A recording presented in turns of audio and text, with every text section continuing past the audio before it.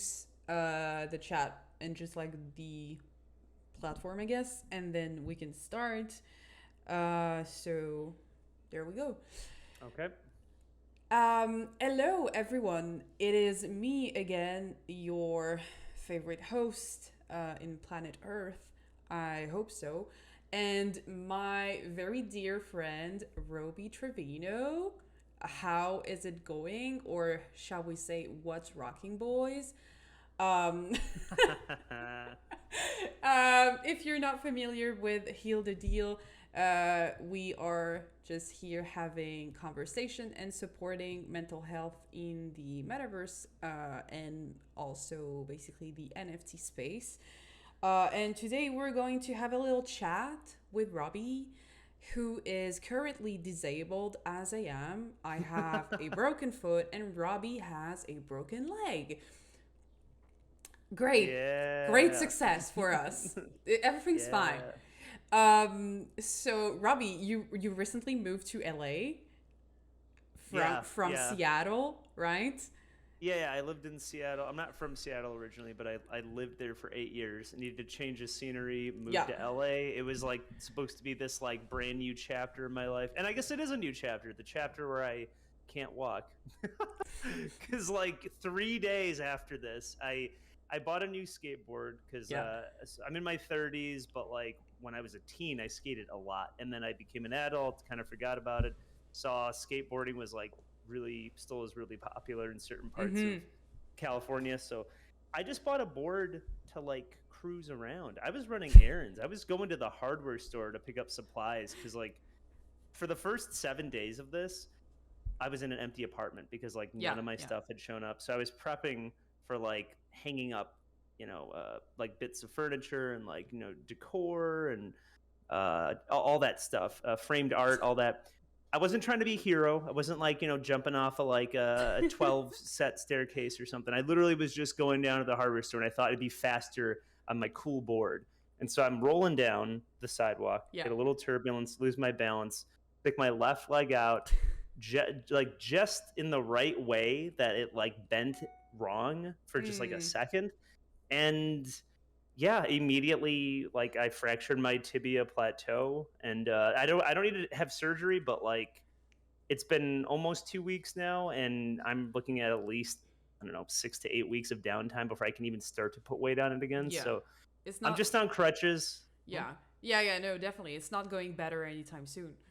No, no, no. And like I was so happy that I was like, dude, I'm like in a townhouse now, and like I got like multi levels that I live on, and like cool, that's great. And then as soon as you have crutches, you're like, oh, stairs are the worst thing ever. Like That so that's so bad. I I know. know, and the car that I have, the one car that I have to get me around from point A to point B is a stick shift. So like again, can't drive. I mean, lift is fine, but like Jesus, it just none of this is convenient, and it's like it's just awful. Like don't break your tibia, That's people. very, very bad. It's funny because I think the episode before the one that we're recording right now, I had Adam as well from Adam Tastic, and Adam just fractured his leg as well, so like his tibia or Really? Like yeah. just now or No, like recently? it's been like a couple of months, but it's not getting better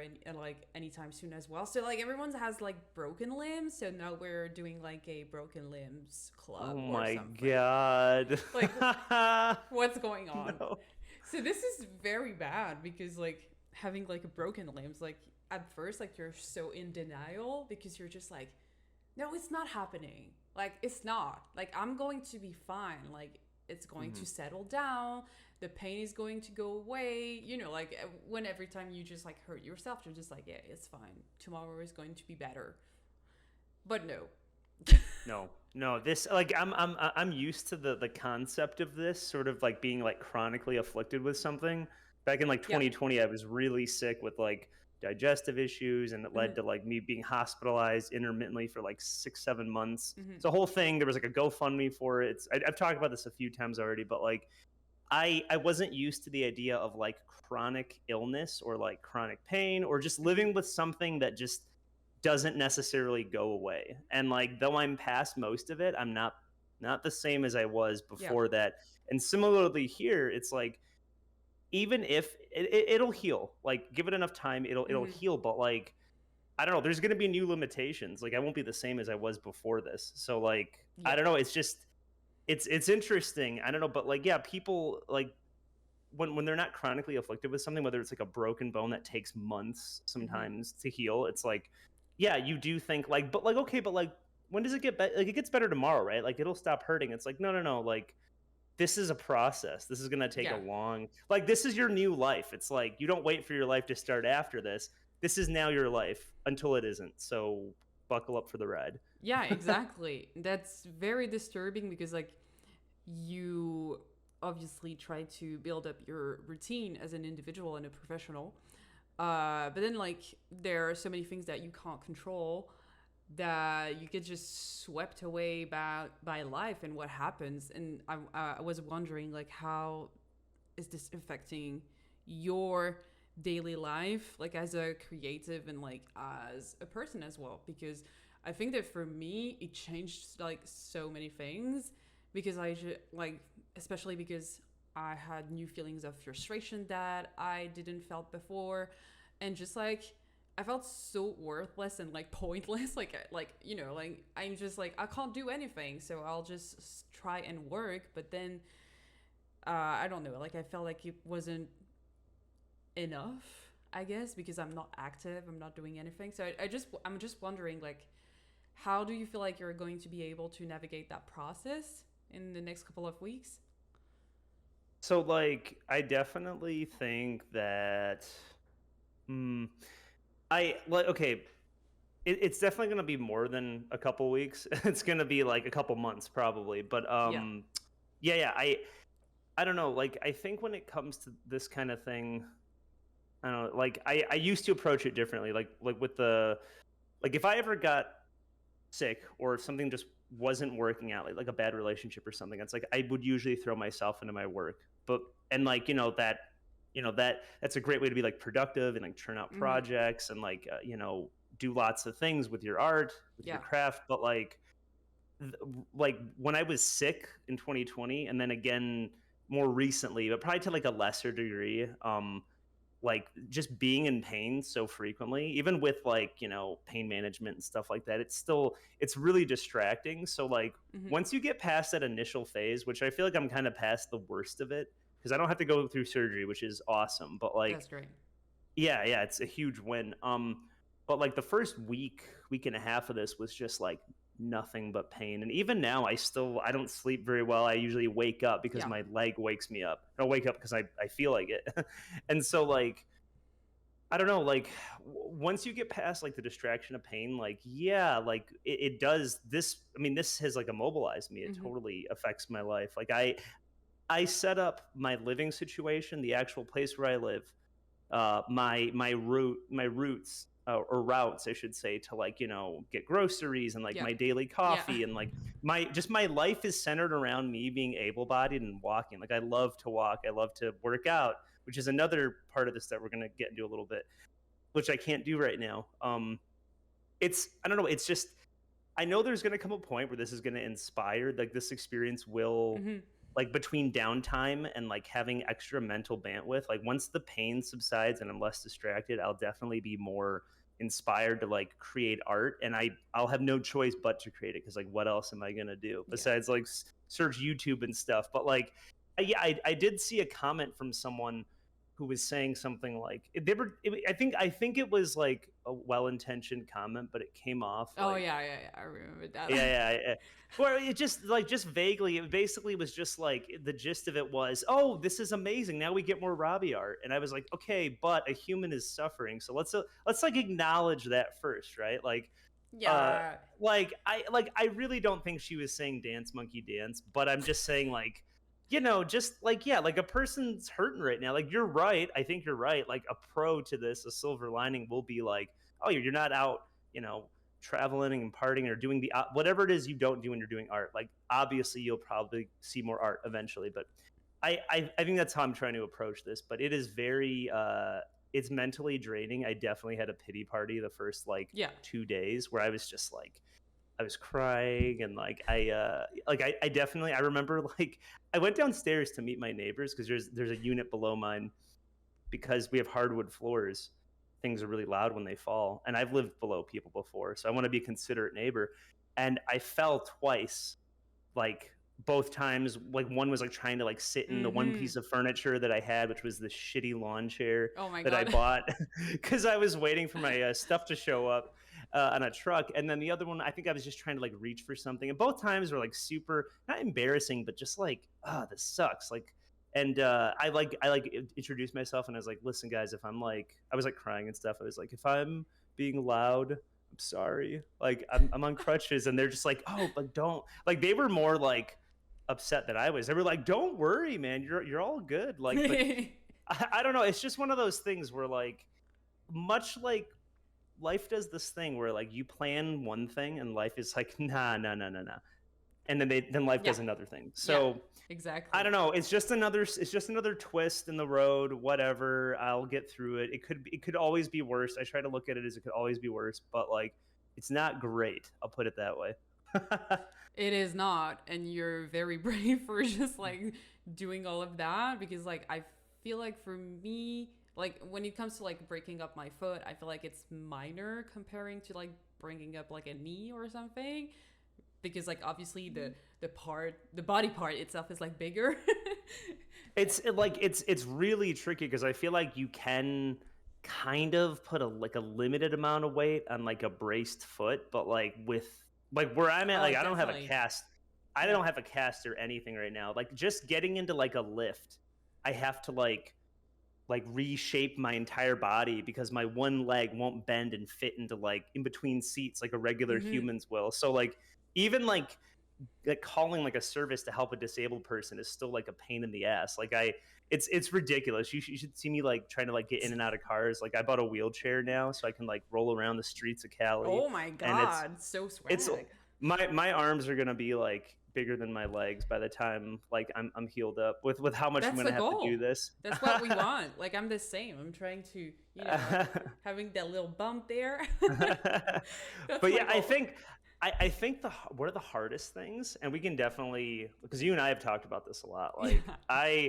I think one of the hardest things is like the lack of physical activity. That weighed on my mind so much in the beginning. I'm very open about it. I'm a super open book.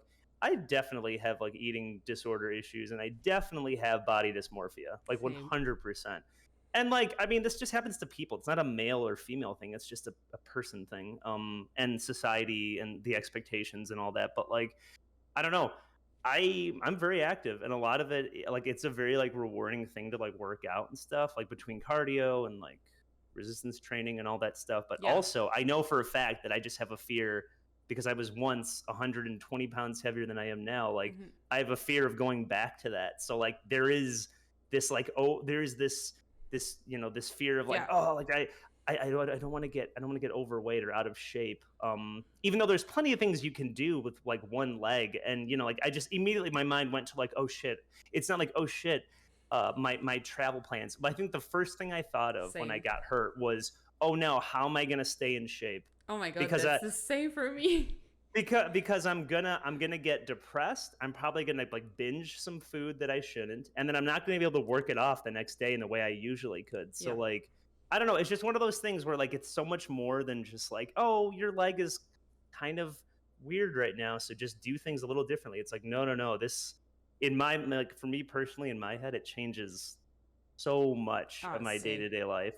Because like everything, so if anyone's not really familiar with, eating disorders and body dysmorphia and all of that, it's basically that your entire life revolves around those plans. Like, because I think that, at least when it comes to me and yourself, I feel like for us, it's about like planning everything we're going to eat and how we're going to eat it and how we're going to be able to evacuate it, like by working out every single day. And like the fact that when you don't, you feel so guilty and you feel so anxious, and the mere thought about having your doctor saying like you can't work out is like, what do you mean, sir? Like, I am not doing that. It's precisely what I did And you know, like the doctor was like, I mean, it's your choice. You do what you want, but like I was like more like I do what I can, and for me, it's not even possible in my head to just think about not working out because I just feel like if I don't, I'm going to go back to that place where I was, which is maybe similar to yours, but I ever since I had this thing about doing things right and just like the pressure of like performing a healthy life, it's been so difficult because it's an obsession of mine and I am not able to get past it. It's just always in my head.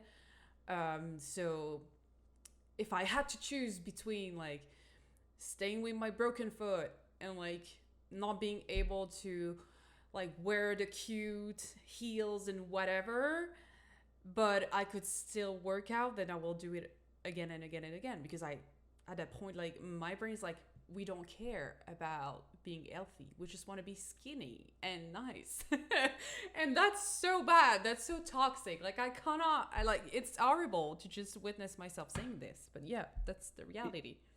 It's like I don't think I started to realize that this was a problem when like one of my friends this was like years ago. This was like before the pandemic. One of my friends, but this is also when I was at my skinniest. I was probably like 100 and I'm about 6 feet, so I was like I think I was like 145 pounds, which But is like like way. fit, right? Because like Well, you no, have no, no, no, muscle. no. I was like around 175, 180. I was looking. That's when I looked like Captain America. Like that was 2016, Robbie. That's when I should have stopped. But I wanted to keep the leanness, so I like just stayed lean year round for like 3-4 years, and I just wasted away slowly. Yeah. And I thought I looked the same, but eventually someone had to be like, a few people were like, dude, you should like eat something. Like, and then one of my friends was straight up like, they're like, I've never met someone who thinks about food more than you. And he didn't just mean like, oh, like you're a foodie who loves food, which we do. We all have our Yeah. fun.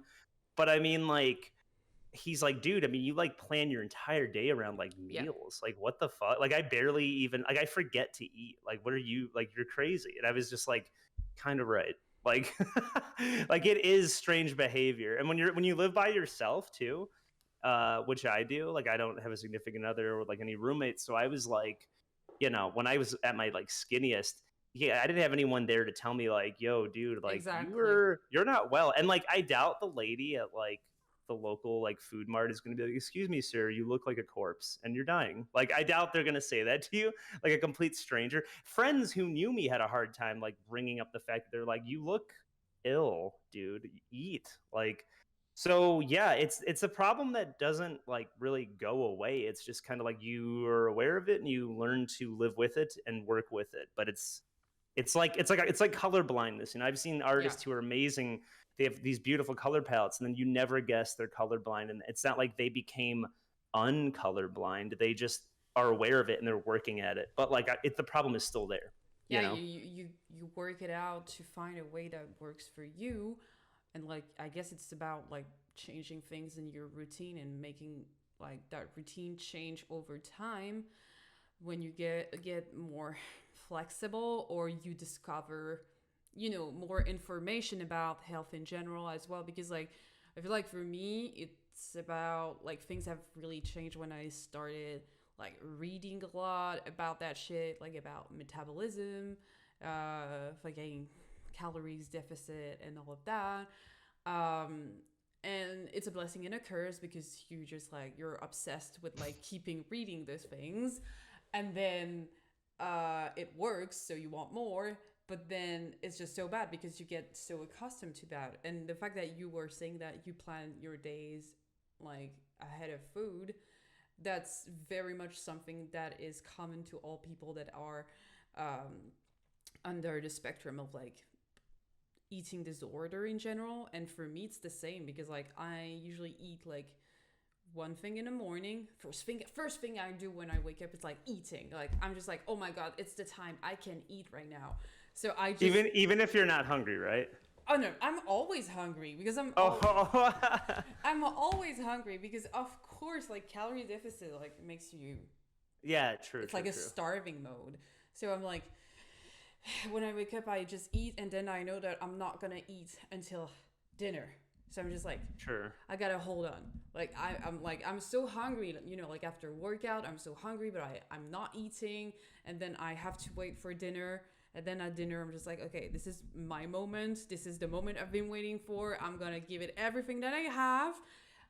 But then, like, if like a plan happened, like with friends or something, it's like horrific for me. It's like, oh, do you want to eat something tonight? Go to the restaurant. I'm just like, no, I can't. It's not the day of the week I'm supposed to do that. Like, how am I gonna be able to work around that if like I have like my cheat meal Mm-hmm. tonight, but like I'm supposed to have it on Fridays, and like now it's like Tuesday. I'm just like, it's horrible. I'm just like planning things ahead, and they're like, do you want to have lunch? And I'm like, can we do that for dinner, because I can't eat at lunch? And they're like, okay, well, if you want to.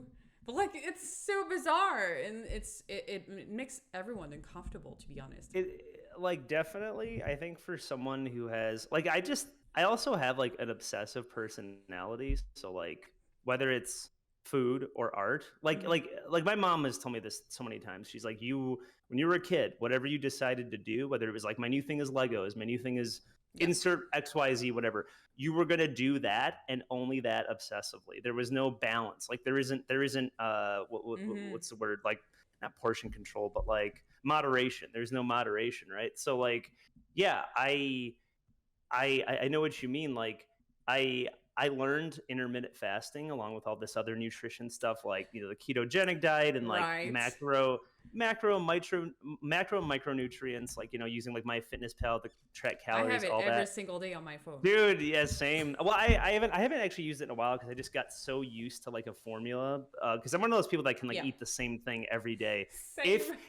if you wanted me to, I love everything, but like I could eat the most boring thing for the name of like in the name of being Macros. fit. Yeah, yeah, Yes, same. that I will, and like I'm not even, it doesn't even bother me, but like yeah, I remember like working with food windows so like aggressively and so like exactly and precisely that like even if like you were hungry, right? Mm-hmm. If it was past like 6 p.m. or something and that was like your cutoff, it's like I can't eat. Even if your body definitely needs to eat, Mm-hmm. you're like, no, dude. Even if you're not intermittent fasting, I just got so used to like eating with the windows that I was like, Same. I slowly developed in my mind this idea that it was like if you eat past a certain time of the day, you're just gonna get fat, man. Just that's just how it goes. There and like it's just this all or nothing mentality. There's no moderation, there's no balance. It's just like I'm all in on this thing. I do the same thing with art. I'll obsessively work and everything will fall apart around me. And then you'll see me go through like non-work phases where like my apartment looks amazing. It doesn't, this is not a good example because I'm injured and I haven't unpacked all my boxes yet. It's fine. but like but like you'll see no art from Robbie, but like tons of personal life updates. And then Yeah. like, you'll see like just nothing but art. But it's like, but if you looked inside the house of Robbie, you would Mm-hmm. just see like chaos. And it's like because there's no balance. It's like whether it's like moderating your food or like balancing your work life, whatever. Like it's I don't know. Like I've definitely I think my lack of like moderation in like every facet of my life, including the food thing, has definitely led to that. And another thing that really showed me just how like obsessed I was with food specifically is going through my like YouTube subscriptions and seeing that like half of them were like food related things where it's like food, like competitive eaters or like ASMR, but not ASMR for the sound, just because like I would just watch See people their like food. eat, Yeah. yeah, and all the food that you could eat or that you couldn't eat, that you're not allowed to eat, right? Yeah, if you like if you take mukbang and all of that. even if you're like starving, if you have one bite of that Snickers bar, you're gonna gain like 100 pounds because Same. that's just how that works, right? Like, no, obviously it doesn't, but in your mind, like you almost believe it, or you even like it's wrong, but you keep doing it anyway because you're like, this is how it is, even though it Mm-hmm. doesn't need to be that way. It's really weird. It's definitely like a disordered way of thinking. It's very very common, of course, as you mentioned, like the obsessive thoughts, um, and the way, like, if you take the description of like what's an obsession, basically it's just the fact of like thinking obsessively about something, when it's like thought obsessions, it's about thinking about something for more than like an hour and a half a day, like all put together.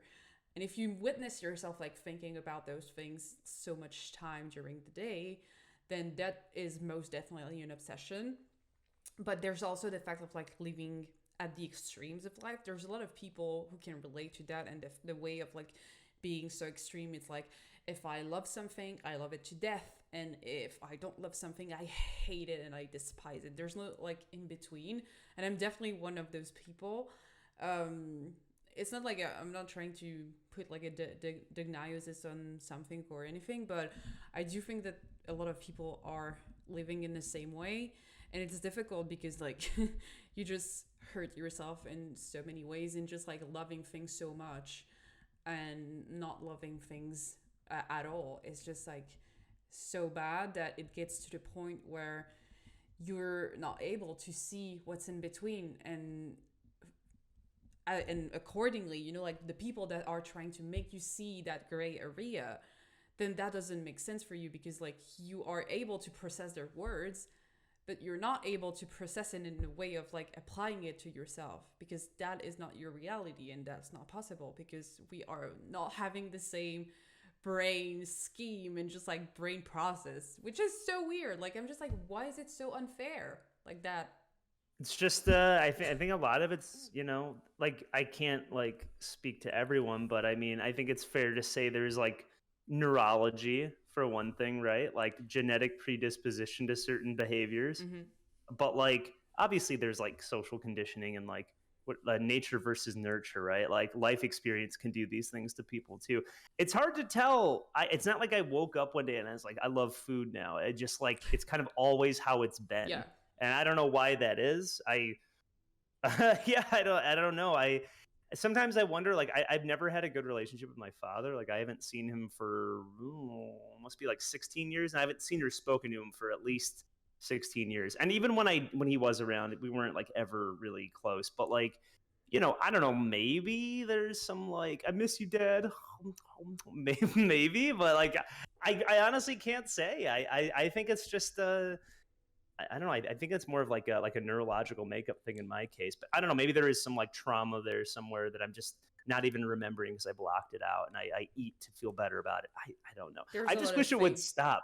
I wish it would stop because, like, dude, it's just fucking food, and you live in a country where it's literally everywhere. Oh, Don't right. worry Yeah. about it. Like the last thing you're gonna do with your current financial situation and like location in life is starve. So don't think about food so much. When you're hungry, just eat. And when you're not hungry, you're fine. Like Mm-hmm. listen to your body. Just yeah. Yeah, that extreme thought process also applies to the way you think about food. And that's interesting that you talked about that. Is that sometimes, and most of the times, you feel like when you're eating, it's going to be like the last time, and you're always thinking that you're not gonna be able to have more of that in the future. It's like now or never. Oh, Uh, feast or famine. yeah, Yeah, yeah. exactly. It's Mhm. like you have to have it all or have nothing.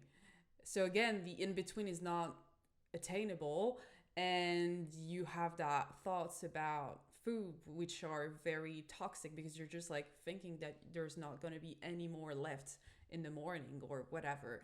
And it's so weird because like it's not the case, but you've been raised a certain way. Everyone has been raised a certain way. Everyone has traumas that they are aware of or not aware of. um, I know that for me, I have a complex relationship with food because, um, you know, my family has a complex relationship with food. At least my mom has. So she monitored a lot of my like body weight and all of that, and she's the one who like put me first on like really restrictive diets, like since like I was like maybe 10 or 11 or something, like, you know, like hyper protein programs and all of that, like so weird. And you know, like when you start doing this at a young age, it's very difficult to just get past that, and you keep doing that yo-yo effect over the years, where you lose a lot of weight and then you gain it back and then you lose again. And it's just a very vicious circle. And I think for me, I the way I think about it and how I felt like I was breaking it is like, now I am in control. I'm doing this by myself. It is my decision, and I'm controlling it, everything that I eat and the quantity of the things that I eat and the macros and everything. And by doing that, I am in control, and it's super satisfying to my very obsessive personality and just like control oriented person. That's what I am. I'm very much into controlling things. So I felt like it was controlling everything, like, and I still feel like I do, because like I'm just like, oh, I'm controlling my calorie intake, and I work out 24/7, and I'm just always doing everything right. But then like I'm not like losing weight anymore, because like my metabolism is like starving. So I'm just like, I know that I'm doing things right or wrong, but I can't really get myself to eat more, because if I want to lose weight, I have to eat more, because that's what my metabolism needs, because now it's like in a starving mode. But I can't. Like in my head, if I do this, it's like an open door to getting back to who I was. And I hate that person. Like I hate the person I am and the person I was yesterday. And I don't want to get back to that. So it's so difficult. It's just like there's a lot of conflicts that get into it. It's not like, it's more than just the food and the weight, etc. It's just about self-confidence in general, and how bad it is, like how bad this self-confidence is.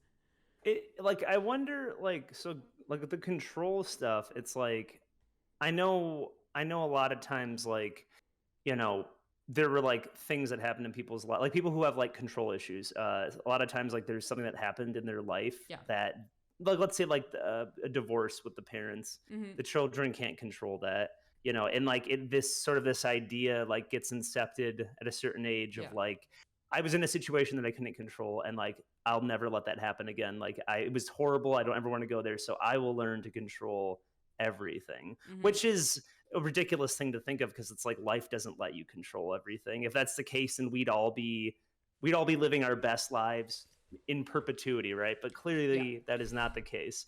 So like we can't control everything. But I'm wondering, like, was there anything that you think happened in your life that maybe made you, want to like obsessively control things? So much thing, dude. I don't know where to So start. much. I have the worst, like, so at the beginning, I don't know, like, it's weird, because I had obviously like a fine childhood. People were mean to me, but because I guess I was weird, so that's what children do.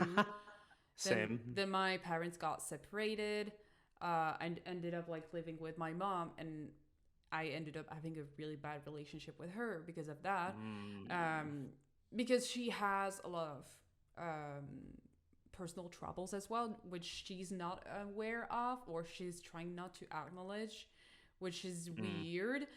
So she transferred all of that into me, and so basically ever since I was a kid, I talked about that in a couple of episodes already, but I've been seeing therapists and like psychologists and all of that since I was like 2 or 3, because apparently I had problems, like I was not like the other kids, and the idea of like me being a problem just got carried with me for the next years and so on. So I was just like a problem to solve. So you know what happens, like when people tell you that you are something when you're really young, you just start to believe it, and then you just start to become that thing. So I was becoming a problem, but I don't think I was at the beginning. But I'm also like like we say in French, like an emotional sponge. And like a personality sponge as well, which means that I took a lot of things from my mom, and my mom is very obsessive. And in the family we have a lot of OCD problems.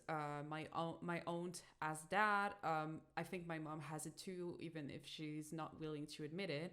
And I definitely have it because I was talking about that with my therapist like on Tuesday again. So it's such a difficult thing to do, and the controlling thing definitely came from the way I was raised and from all of the traumas that I had after that, like how people betrayed me, how I betrayed myself as well. You know, like so many things. Like there's so many layers to something.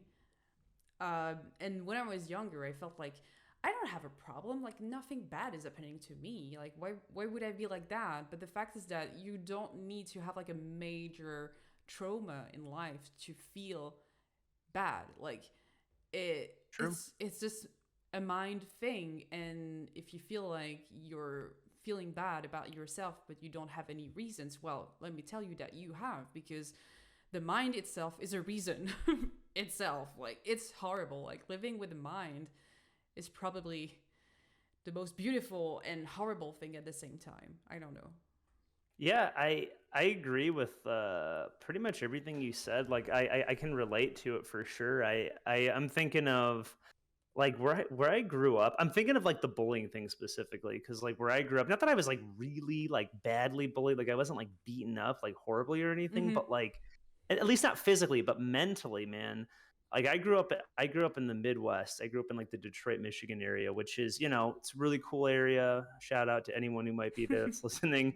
Uh, but like you know, like art, you know, my interests, like anime, art, you know, like all the nerdy things that we all geek out together about now as adults and is like very culturally celebrated now. It's like in the Midwest, it's like at least in where I grew up, it's like if you weren't into like sports or like if you were a man or a boy who like wasn't into anything like traditionally like that boys were into or that was like sports or like NASCAR or like you know like if you were there were people that thought I was like a closeted homosexual because I liked artwork. And I was like, not that there's anything wrong with that, but I was like, I'm not though. Like what? Like it's just art. Like settle down.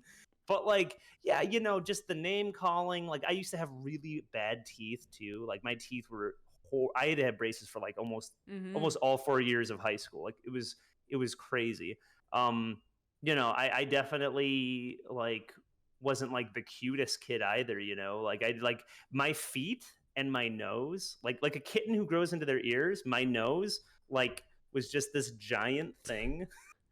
And then my feet were also like I had size 13 shoes when I was like I don't know, I'm like half the height I am now, right? So just imagine this kid with like a huge nose But and we're clown not feet. we're And not you know, proportionated when we're no, kids. no, Like no. And like kids, you know, like kids just keep it 100. They're like, "Yo, they dude, you do. look fucked up." And you just like internalize that and you're like, "Oh my god, I'm a mutant," right? Because like because Billy on the playground said you look like a fucking mutant. You believe it basically. When enough people like you said, when enough people like socially condition you to like a narrative, right? Like Yeah. you're ugly, you're fat. Insert whatever cruel thing children can say. It just like kind of incepts itself. And like my mother, who is like the good parent that stepped up to be an actual parent, who I am still like close with, you know, like she's like a hardcore New Yorker, you know, and Mm-hmm. like she like we're working on it. She's a good mother. She's a good mother, like good person. But like, you know, I remember in my childhood, you know, her just being this like, yo, like you gonna take that? Like it wasn't this like nurturing, like, oh my son. It was more just like, yeah, like don't be a pussy. Like so like it's just one of those things where it's like when you're you know when you're going through things like this as a kid in your very very very formative years, like and you know like sort of like the only figures you have for like guidance like aren't as nurturing as they could be, it all just kind of compounds itself, you know. And Mm-hmm. yeah, then you really believe it. You're like, oh my god, like I am hideous, I am fat, and like it's like so not true. Like even when you gain like me gaining, like I give myself a buffer today, like in this day and age. Like I'm like 5 pounds is Yeah. okay. 10 pounds, we're starting to get into like murky territory. You might want to dial it back. And that's usually after like, you know, a Yeah. month long trip or something like that. I give myself travel weight, like a buffer zone, but like I still look the same to everyone. But in my mind, I'm like, oh my God, I'm a beached whale. I'm spilling out of my clothes. I'm hideous. Don't look at me. And people are like, what? Like, I didn't even, like, even if you did gain a little weight, like, no one cares. Like, you're not a model, you're an artist. Like, no one's paying attention to any of that. That's not what defines you. They don't know you as Robbie, the fit guy. They know you as Robbie, the artist and friend, and insert whatever. But I don't know. We focus on these things so much and we let them define us, you know? Same thing with art. Like, we just, again, it's the balance. It's the balance. It's the moderation. We need balance. We need to. I don't have an answer for you though, and I don't have like a clue about how do you achieve that, but I'm working on it. Um, I don't think anyone achieves it. I think everyone's a work in progress. I think it's the best we can do it, and the best we can be as well is a work in progress, because I don't feel like we will ever be able to achieve that goal in the future. I think when it comes to, like, you can apply this advice to anything, but I'm going to apply it to art. Someone, I forget who it was, but someone once told me, you know, when you're an artist and you have your inspirations, right, and you're really beginning to find your voice, you know, you take inspiration from others. You know, you end up looking like a lot of other people. Sometimes to the point that it's literally you're just that other person, or you're trying to be. And like, the truth is, whether it's art or someone's like physical appearance or like whatever it is in life, like, you can't be someone else. You can only be the best version of yourself, because everyone else is taken. So you take what you have and you make the best out of it. Like, don't try to be something else. Be the best version of yourself. It's like kind of cheesy to say, but like, No, it's true. It's true. I'm never not. My brain isn't gonna change. Like, I can't swap it out for. I can't swap out my hormones or my bone structure for someone else's. Like, I am. I am who I am, basically. You know what I mean? Like, I can't be a different person, so to speak. Yeah, what has been done anyways. It has been done like when our parents did something, so I can't undo what has been done though. But it's interesting to, like, the idea of like living with myself sometimes is very very hard to process. Um, in a sense of like you said earlier that things are always going to be like that. And it's a matter of fact, it's always going to be like that. But the way we apprehend that thing that is hurting us, or that things we can't stop doing, well, the way we apprehend that is going to be able to shift, you know, like throughout the years and throughout our process of like growing out and just like learning about ourselves and like being more self-indulgent as well. But sometimes it's difficult because, as you mentioned, uh, those thoughts that we have, which are intrusive thoughts that have been basically in like inserted in our brain by other people in our life at some point, and you just still remember that thing. It's so difficult to detach yourself from that. I have a question for you, because we were talking about bullying and just like being like in this kind of society where people have judgments, and emit judgments as well. How do you feel like it's corroborating for you in this space as a digital artist and like, you know, an artist in general, or in the NFT space? Like, how has it been difficult or not for you to manage this on a daily basis now that you're very much an adult and you know, like having different occupations as well? I'm just wondering. I mean, I think even before the NFT sort of like parabolic rise, the thing that like brought a lot of us together, like, you know, you and I met through that space. Like, I started getting like, I guess you could call it success, like in art, with art specifically. Like, I pushed all the stuff we just talked about. I went to art school, even though everyone like laughed at me and was like, dude, like, you go to art school, like, that's like, okay, good luck. And now, you know, like in like video game, AAA and like film, TV work, like concept work took me to the West Coast, right? It took me to Seattle. And like, even that right there, like, I, you know, my first job ended up being like something that would pay more than like most of the people make in my hometown. So it's just one of those things where like, you know, in a way it's like the thing that people like belittled me for, some, not everyone, but a lot of people did, is like the thing that ended up making me successful. And it's like almost the most like sweet form of like, I don't want to call it revenge, but it kind of is revenge, you know, where like we call it like justice, right? Where it's like, see, Yeah. like not like who's, you know, who's the bitch now, basically, like, so to speak. And like it's just like, it's one of those things where like, you know, I don't know, a lot of my feelings had been like Mm-hmm. validated. Like, is this art thing, is there a reason everyone's laughing at me for it? Like, is this like the dumbest decision I could ever make?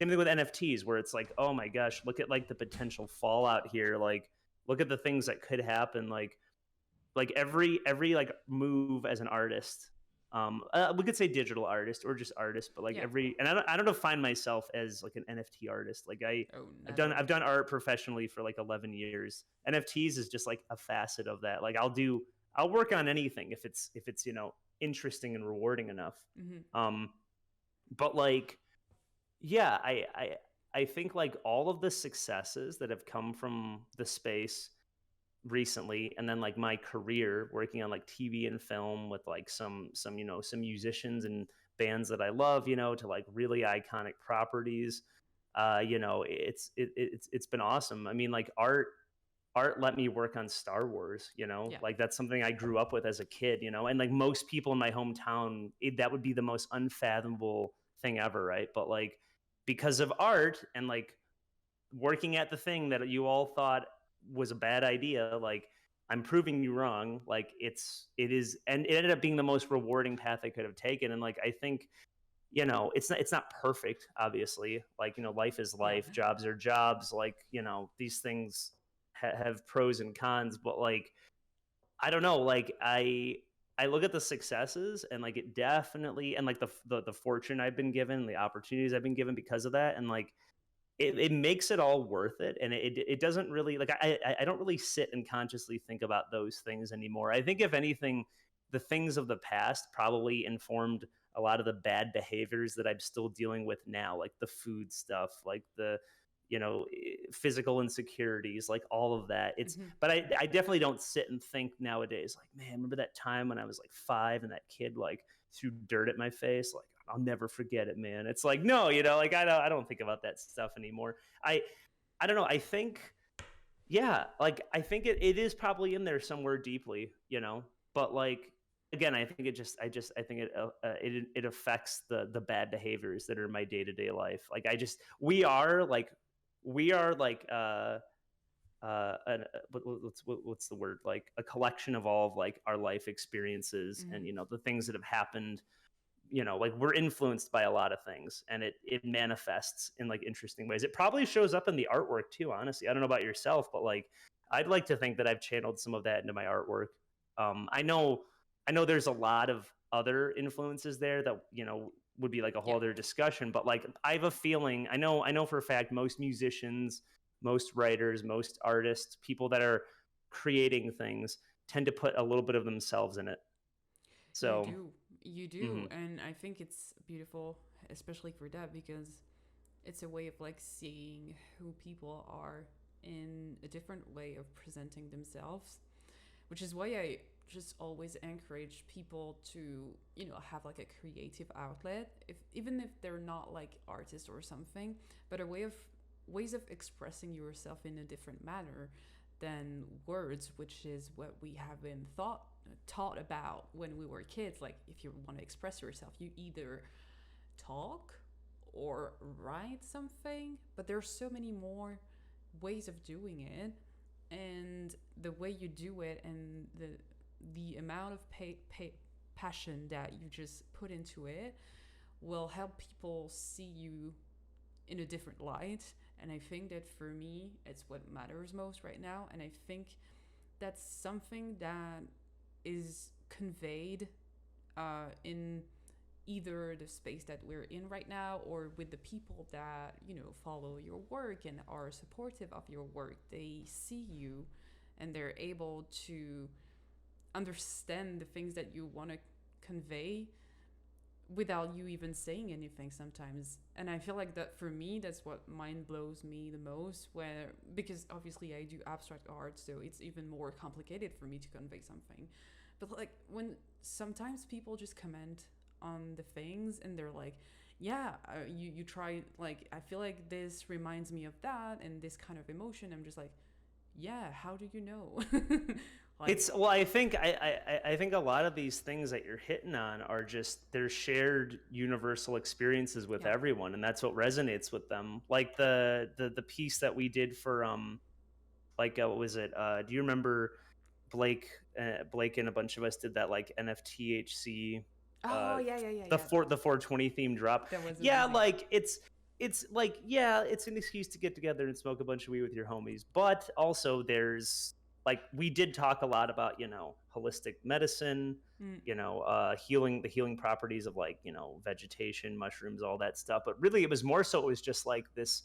A lot of it had to do with like holistic treatment of yeah. yourself and like addressing issues. And like the piece that I did, it was this giant like humanoid creature, but he Yeah. was basically it was almost like the Wicker Man or like Burning Man. It was made of like foliage and vegetation and flowers and all this the fauna and all this stuff, flora, and like it was a symbol for me. Like I created that piece around the time when like my chronic pain started getting more manageable back in like 2020 rolling over into 2021.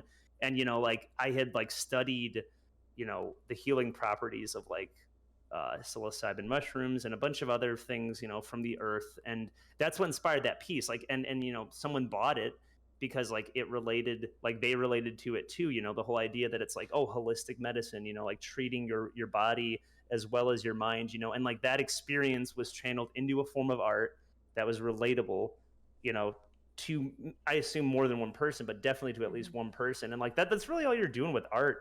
I feel like a lot of times is your like, if it's genuine art, and I don't say like a quick like a visual image, I mean art, right? Genuine expression, like telling a message, telling a story. Like that's what you're doing. Like you're sharing experiences.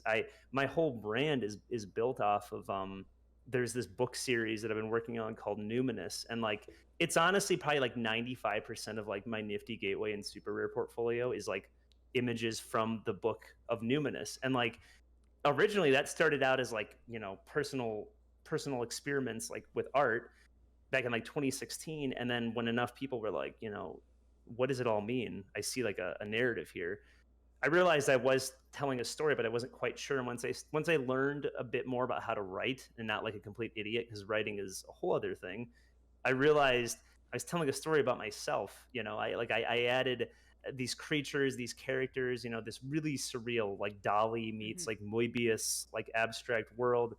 I realized like 2016 was the year that I was leaning into my own style, my own like brand, my own creative Yeah. voice, and like not a lot of people thought at the time like they really were stoked on it, but they're like some people were like, man, like I don't know if there's like a market for this, and I was like, well, I enjoy doing it, and I was never promised money as an artist to begin with, so I'd rather just do something that doesn't pay, but at least I'm happy, than the other way around. So it ended up becoming my entire brand, and like now that's all I do. That's all I get hired to do. But like, I attached a character to that story, Numinous. I was an astronaut. I call him the Yeah. Traveler because we don't need more astronauts. So so the Traveler, right? Yeah. It's the story of acceptance. Like they crash land on this alien planet. It's weird. They shouldn't be there, but they are. And eventually they come to accept the fact that like they are not leaving this planet, and that they were essentially always meant to be there. And very much that's a metaphor for me accepting my own creative voice as an artist, you know? And like I was telling a story about myself, and like the visuals are, people find them compelling, they find them stimulating, but really most people are just like, dude, this is like, a lot of people are like, as weird as all this looks, there's like a human story here, and like it speaks to me. And like that's really all we're doing. Like the artists who like genuinely put thought into their work is like they're sharing and they're creating experiences with other people. And this the storytelling is really important. I think that that's something I've been understanding more lately, in the sense of like when I started doing art, um, I just was kind of busy just telling my own story, um, because I've always been inspired about others' stories, like fictional narratives or just people in general and their story.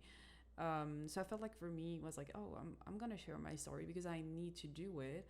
But now I feel like the way I'm shifting lately after all of those years, like trying to share about my own feelings, and that is that I find myself more attracted to others' feelings right now and depicting their own feelings and their own stories, because I feel like without them, I wouldn't be able to tell my own story. So I just want to be able to tell their story and try to illustrate like their emotions as well. And I feel like that's basically why I'm so inspired by all of my friends' work, like including you, of course, and the way that it has just changed my perspective on so many things and even on myself.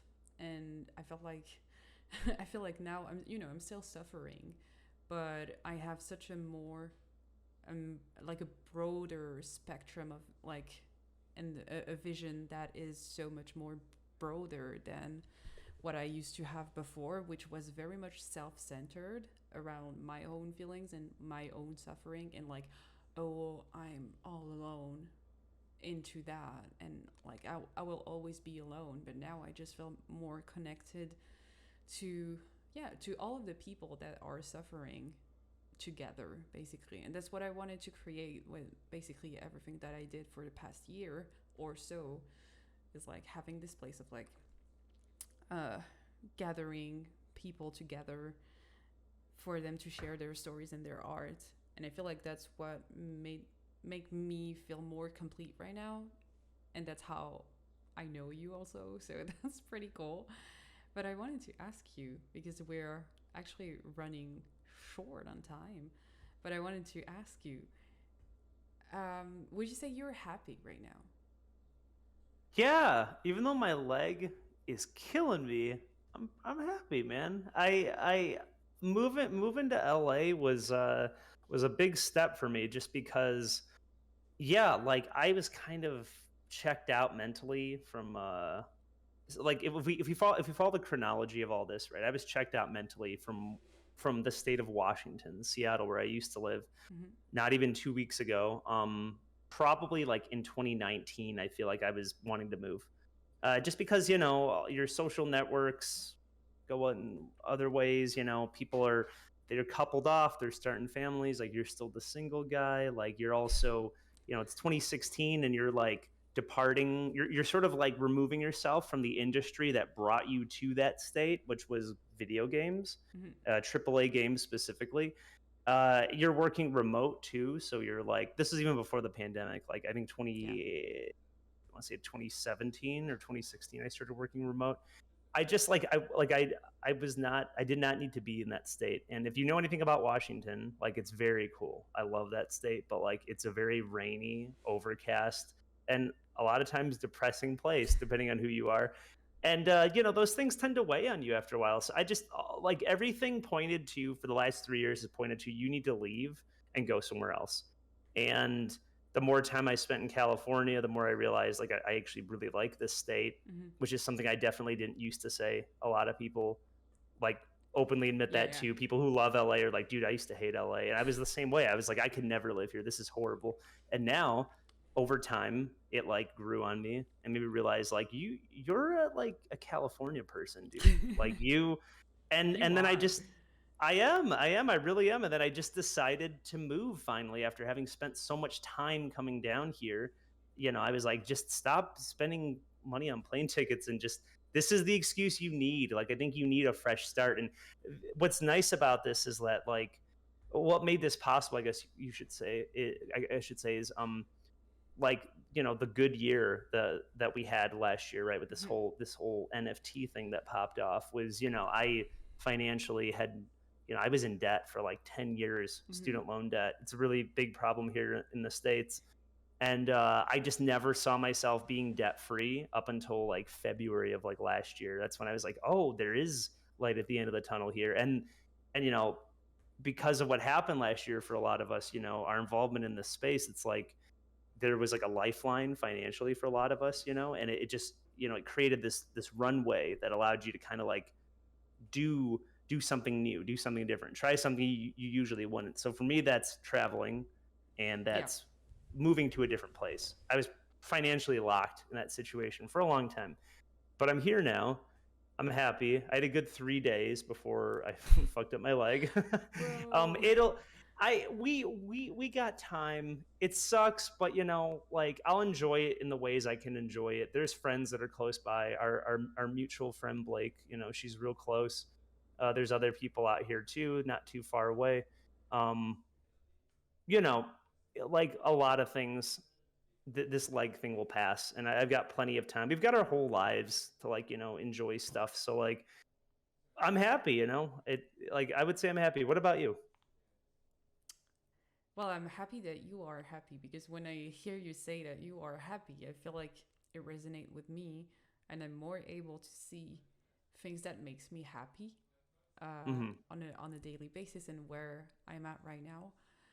I feel like for me, it really depends. I had a really difficult month um, for the past few weeks because that's what I do. Obviously, I have anxiety. I have like chronic depression.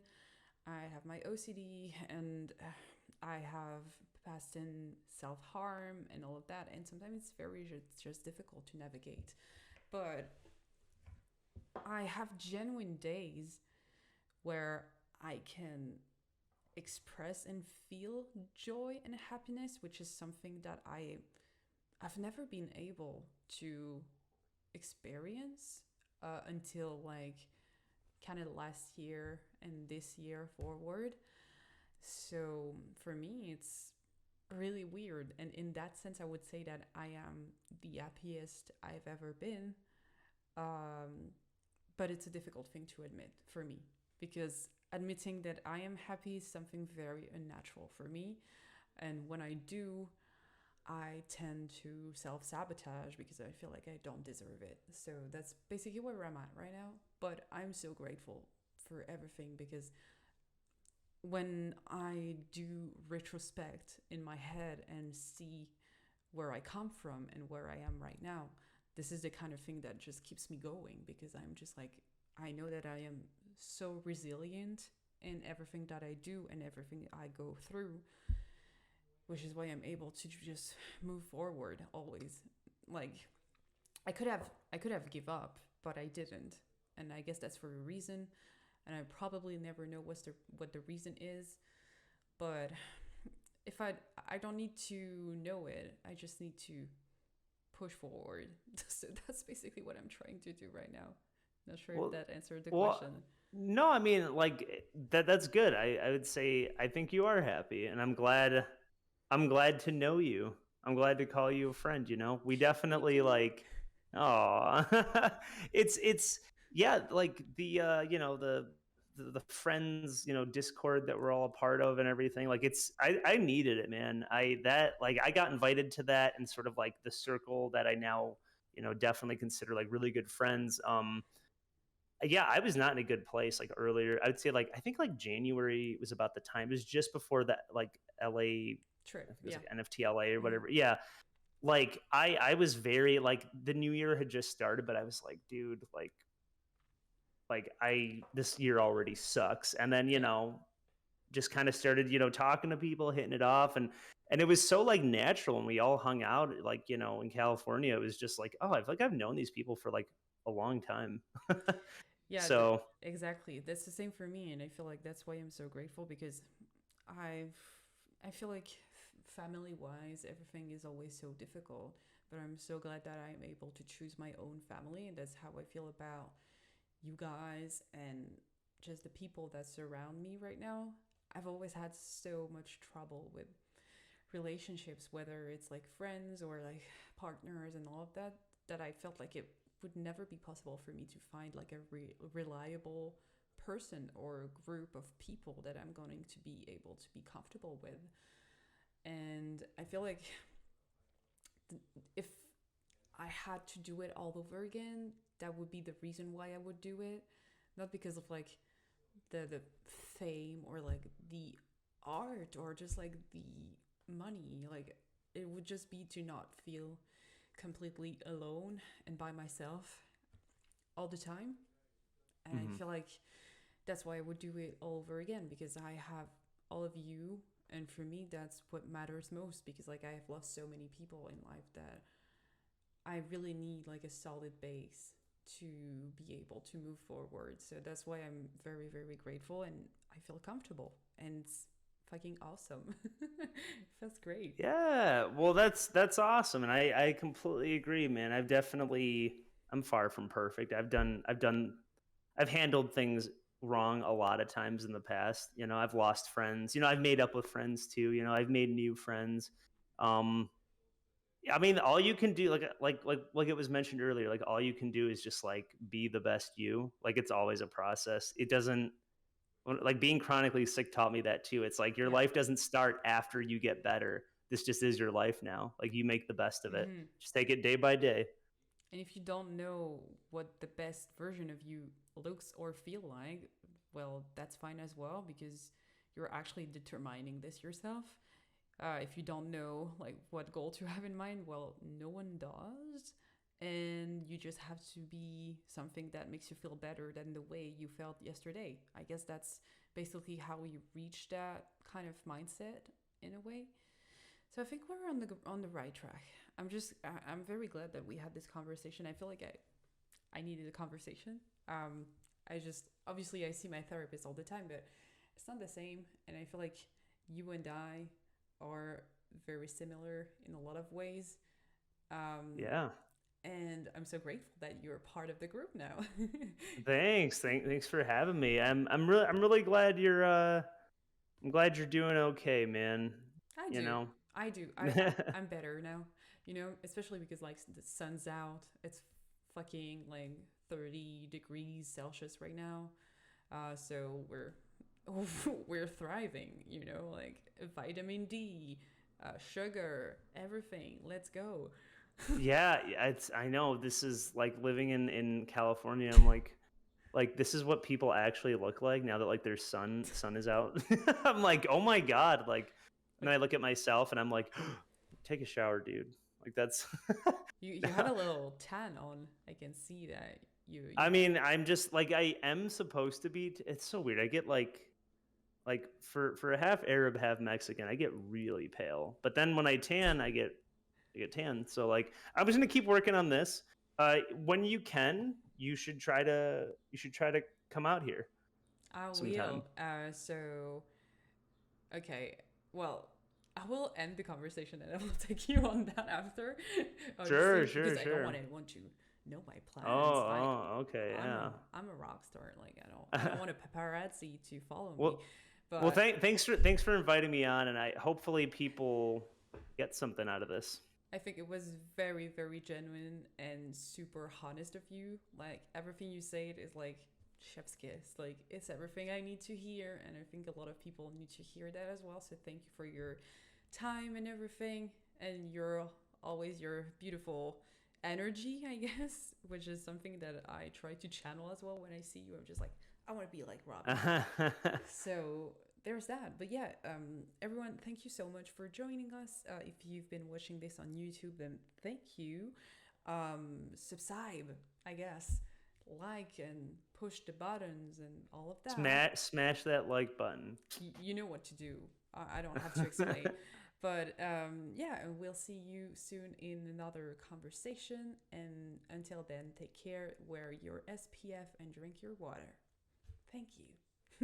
Bye.